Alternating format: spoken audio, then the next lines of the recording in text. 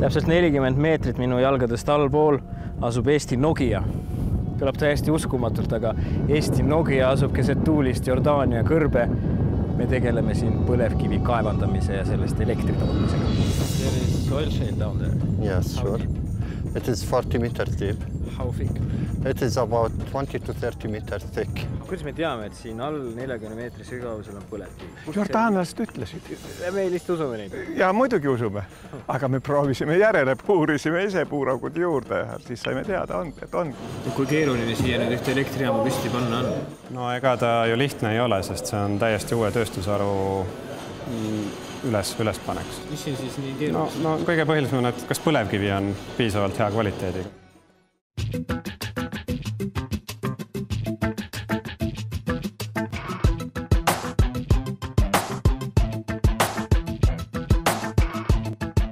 Põlevkivi ei ole ainult Eestile ja Jordaaniale iseäralik kütteväärtusega maavara. Seda leidub maailmas mujalgi. Lihtsalt igal pool ei kõlba see ahju ajada. Enne kui vastavad ahjud keskkõrbe püsti panna, tuli Jordaania küttematerjali põhjalikult uurida. Eesti põlevkivi teadlased puurisidki sel otstarbel siia üle 100 eri sügavusega augu. Minu käes on tükk Jordaania põlevkivi, mis on pärit sellest torust. See toru on 80 meetri sügavune, räägitakse. Kontrollime, kas tegelikult on ka 80 meetri sügavune. Tähelepanu, valmis olla. Läks. 1, 2, 3, 4, 5, 6, 7, 8. 12. Kuulge, see on isegi sügavam kui 80 meetrit, kui arvutada. Ma usun, et meetrimehed teavad täpselt, kui sügav see on. Kuna paremat mõõtmisviisi hetkel käepärast pole, aga katse tulemus erineb põlevkivi uurijate väidetust, mõõdame täpsuse huvides puuraugu sügavuse mitu korda üle sama metoodikaga. 2, 3, 4, 5. Ikka veel kukub. Nüüd tuli Ameerika pool välja. Huvitaval kombel erineb sel moel mõõtes augu sügavus iga katse korral. Selge on vaid see, et tegu on väga sügava puuriprooviga. Sügav auk küll. Nüüd on üks põlevkivi tükk siin all.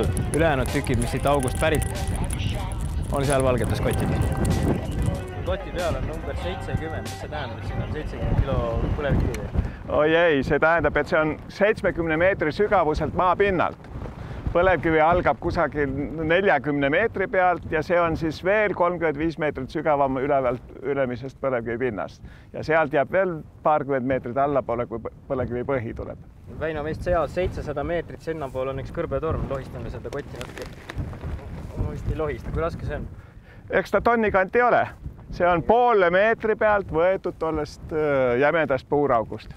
Ja tonni sees, kui palju seda materjali on, mis põletada kõlbab elektrijaamas? Praktiliselt läheb ta kõik purustisse ja seejärel ahju. Kas see tükk põleb? See tükk on kusagilt mujalt, see on pinnakihtides, see ei ole põlevkivi juurest. See on hästi huvitav pinnas, pealt oleks nagu kuumaastik või mingisuguse suure kosmoselaeva plahvatuskoht, kõik on süsimust. Miks? See õige värv paistab selles mäe nõlvakeses. Ta on selline kollakas üksikute ränimugulatega. Aga me oleme kõrbes, me näeme tuult. Tuul puhub, pudeda lubimaterjali minema ja järele jääb ainult see tugev räni, mida tuul ei purusta ega suuda edasi kanda. Nii et see on tekikene, kattekene kogu pinna peal 10-15 sentimeetrit kõige rohkem paksuses ja edasi tulevad üksikud ränitükid kivi sees. Huvitav, Eestis on põlevkivi peaaegu seda värvi nagu siin see räni ja see, mis on siin, mida nimetatakse siin kotis põlevkiviks, minu arust Eestis on liivakivi seda värvi. Noh, värv värviks, aga see on 3-aastase seismise järel tema välimus. Ta kah pleegib nii nagu sinu juuksed teinekord päikse käes. Aga kui me vaatame tema värsket pinda, siis me näeme nii sellise tumedusega tõstetakse ta maapõuest välja ja kogu see pind on selline, et me võime siit katsuda lüüa ka horisontaalse pinna ja me näeme, et ta on täielikult selline tume hall, mõne koha peal pruunikas, aga muidu on ta põhiliselt must ja sall. Põlevkivi teaduse seisukohast. Palju see kivi siin erineb sellest, mis meil Eestis on? Mis siin teistmoodi? Oi, siin on palju teistmoodi. Tähendab, põhiline osa mineraalidest, siin on kaltsiumkarbonaat ehk kaltsiit. Siin on seda rohkem kui Eesti põlevkivis on, aga seal on ka. See on see hea mineraalosa komponent, mis neutraliseerib väävlid ja kõike muud. Siis on siin teatav osa ülipeent ränipuru, mis on mikron suuruses. See on samuti organismide toodetud ränihiiv. Ja karbonaatne ja räni on põhiline mineraalosa ja siis 10–15% on orgaanilist osa, mille pärast me seda kaevame ja põletada püüame. Siin uurimisalal või kontsessioonialal, kui palju selliseid auke tehti? Neid tehti kokku 8, 4 grupis. Ja igas otsas on ühesugune põlevkivi? Ja igas otsas on kuni 6 või 7 põlevkivi kihti ja iga kiht on sarnane naaber. Siin ja naaber ja naaber ja naaber. Kihid on väga püsiva koostisega. Kui seda hulka siin hinnata, mis meie jalgade all põlevkivi on, kauaks seda Jordaania-sugusele riigile jätkuks elektritooted? Oleneb, millise me võtame selle 11 ruutkilomeetrit, mis on ette nähtud põlevkivijaama jaoks, siis sellest jätkub vähemalt 25–35 aastaks. Aga selle piiriga ei piirdu see. Kui jaam vastu peab, siis võib ala laiendada.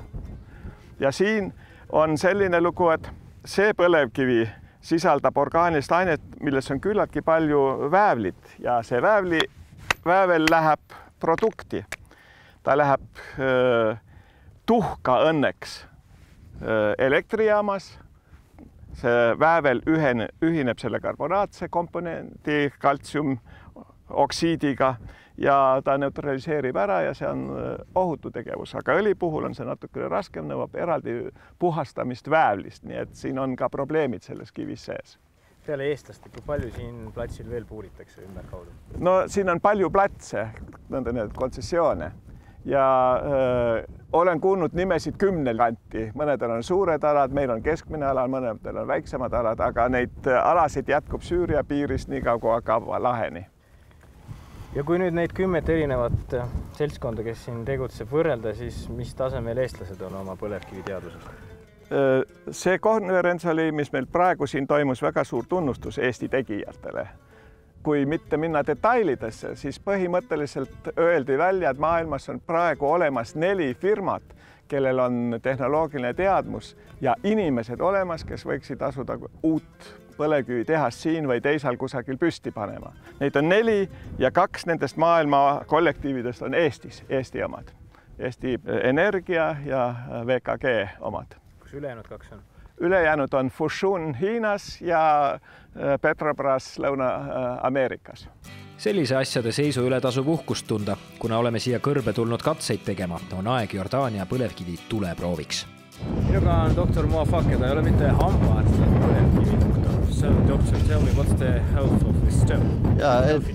Yeah, it is healthy to burn, but with the regular lighter, it is very difficult to see a fire. Here is less wind. Let's try to make a fire. Yeah, we will try to make a fire, but hopefully we can reach this one. Ühesõnaga, me teeme kiviga nüüd. Kivi vastu üritame tuld teha, vaatame, kas see põleb. So we will try. Let's try first with stone. With stone? Yeah. We will have to, in order to feel the smell of the organic material, you cannot feel it now. But in order to feel it, you have to scratch 2 stones together. And what's the smell? You can feel a smell of organic material.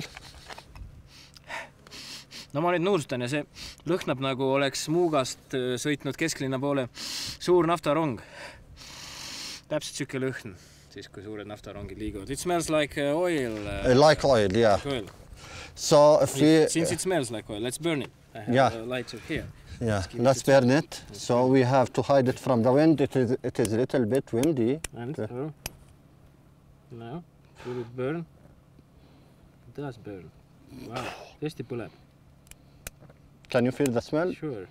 Nüüd põleb nii, nagu oleks Iru elektrijaama prügi asemel pistetud suur vaat bensiini. Siuke lõhn ongi. Bensiini, milles on hästi palju vanu kummitükke. Täiesti kummilõhnaga on see, kui seda põletad. It smells like rubber. Yeah, it is like rubber, absolutely. Like when you are burning rubber. Now it burns. Yeah, it burns. So you as a Jordanian, how do you feel when you have found a burning stone in the desert? Yeah, it is very important to us.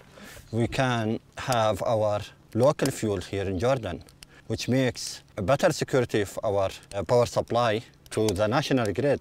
so we don't have to rely too much on importing fuel from our neighbors or from other suppliers of the fuel. So it is a very important project, and we can even make more saving of about 385 million JDs per year if we run our power project here in Jordan. You know that electricity generation compromises about 21%, the energy sector, I mean, 21% of the country GDP. And it gets about 40% of the Jordanian budget. So if we get lower prices, then the Jordanian economy will be much better. Seega üllataval kombel sünnib sellest kohalikul kütusel toimivast elektrijaamast Jordaania riigile midagi enamat kui lihtsalt alternatiivne energiaallikas. Selge on see, et siin tuulistes välitingimustes välgumihkliga kivigrillides me jordaanlaste maavara kohta täit infot ei saa. Järgmises osas viime uuringud edasi laboritesse. Siin on hunnik kaste õises Jordaania kõrbes. Koha nimi on Katrana ja siin on erinevatelt sügavustelt puursüdamike sisud välja võetud ja professor Puura on ühe välja valinud, lasknud ära pesta üliõpilastel. Mis siin sees on? Siin on põlevkivi sees.